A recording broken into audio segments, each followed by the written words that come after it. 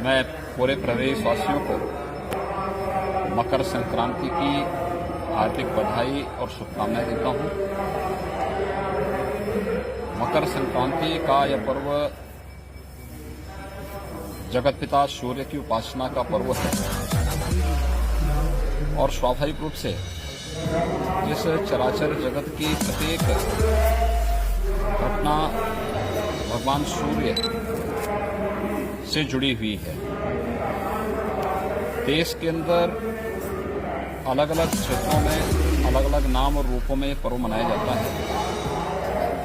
उत्तर भारत में खिचड़ी संक्रांति के रूप में, दक्षिण भारत में पोंगल के रूप में, पंजाब आदि में लोहड़ी के रूप में, असम आदि में बिहू के रूप में हम इस पर्व को मनाते हैं।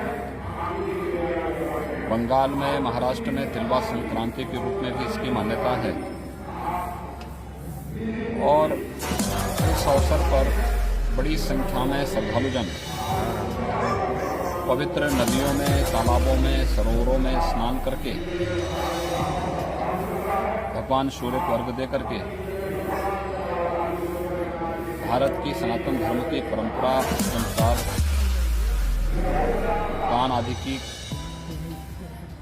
क्रियाओं को संपन्न भी करता है। गोरखपुर में महायोगी भगवान गोरक्षनाथ जी को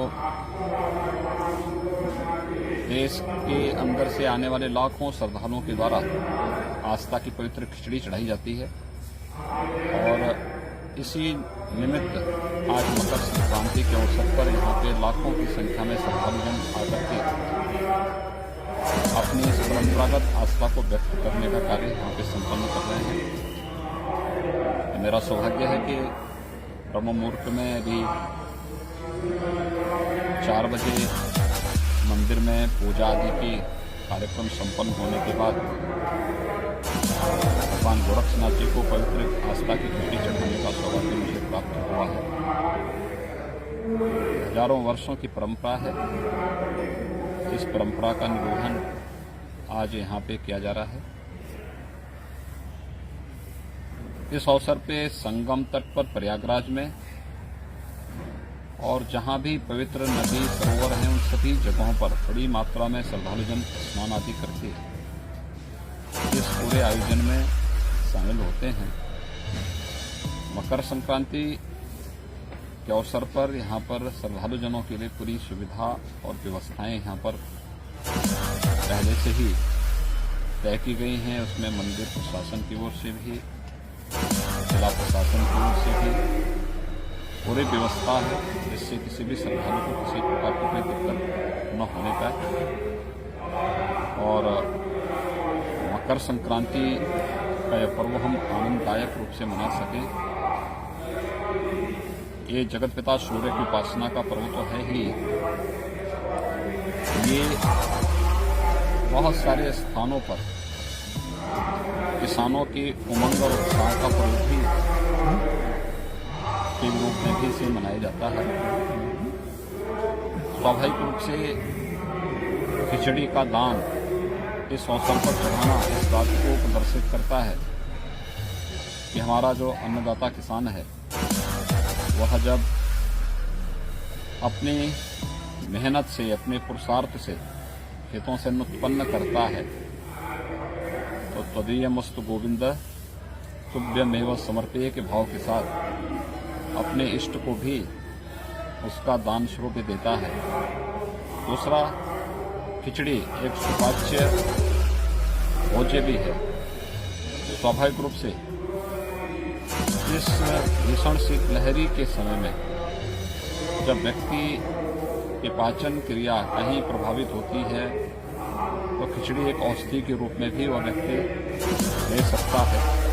और आज एक कार्यक्रम यहाँ पर मकर संक्रांति के अवसर पर भगवान गोरक्षनाथ जी को आस्था की पवित्र खिचड़ी चढ़ाने के लिए जो लाखों की संख्या में श्रद्धालुजन आज आए हुए हैं, उन सबको और पूरे प्रदेशवासियों को मैं मकर संक्रांति की हृदय से बधाई देता हूँ, अपनी शुभकामनाएं देता हूँ और विश्वास व्यक्त करता हूँ कि जो भी व्यवस्था बनाई गई है उसका पालन करते हुए सभी श्रद्धालुजन और जहां कहीं भी मकर संक्रांति के आयोजन के साथ जुड़े हुए हैं, कोविड-19 के प्रोटोकॉल का पालन करते हुए वह इस पूरी व्यवस्था के साथ अपना सहयोग करेंगे। ये हम सब के लिए चिंता का विषय है कि विगत 10 महीनों से श्रद्धालुजनों को या प्रदेश और देशवासियों को, दुनिया के तमाम देशों में इस सदी की भीषणतम महामारी कोरोना से जूझते हुए मानवता के सामने जो एक संकट खड़ा हुआ था, आज उस संकट से प्रधानमंत्री मोदी जी के नेतृत्व में देश सफलतापूर्वक उभरा है। प्रदेश में भी कोरोना के केसेस में भारी गिरावट आई है। आज से 2 महीने पहले उत्तर प्रदेश में 68,000 से अधिक एक्टिव केस थे। आज ये संख्या 10,000 से नीचे आ चुकी है। और मकर संक्रांति का उत्सव हमारे लिए एक उत्साह से कम नहीं कि भारत ने एक साथ 2 वैक्सीन कोरोना से बचाव के लिए लॉन्च की हैं और 16 जनवरी से वैक्सीन भी लग रही है। लेकिन वैक्सीन एक बचाव का उपाय है। हम सबको इस बारे में ध्यान रखना होगा कि जब तक वैक्सीन को एक्टिवेट होने में समय लगेगा, हर एक नागरिक तक पहुंचने में समय लगेगा, सावधानी और सतर्कता इसके लिए बहुत आवश्यक है। हम मकर संक्रांति के इस आयोजन के साथ सहभागी बने, इस आयोजन को हर्षोल्लास के साथ मनाएं, लेकिन 2 गज की दूरी और मास्क जरूरी का पालन जरूर करें, क्योंकि कोरोना से देश की इस लड़ाई को मजबूती से आगे बढ़ाने और सफलतापूर्वक इस आयोजन को संपन्न करने में हमें तभी सफलता प्राप्त होगी।